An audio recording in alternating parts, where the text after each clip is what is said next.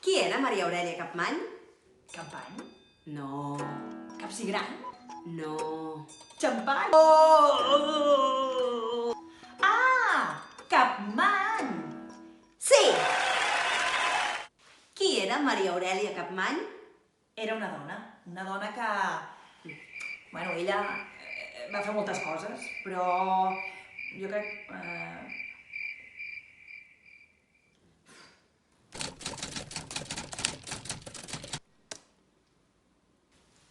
Era escriptora. Sí! Activista cultural. Sí! I feminista. Sí! A la seva època, les dones havien de fer les tasques de la casa. Netejar... Fer la bugada. Cosir... Auts! No com ara.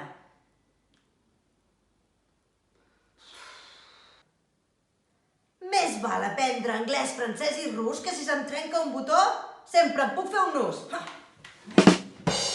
Això ho va dir la Maria Aurèlia Capmany i moltes altres coses. Celebrem 100 anys del seu naixement.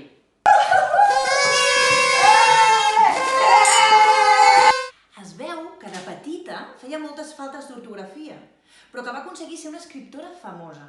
Uala, uala, uala, uala. Es veu que no s'entenia gaire amb el seu pare. Això a vegades passa. Que fort! Saps qui era el seu pare?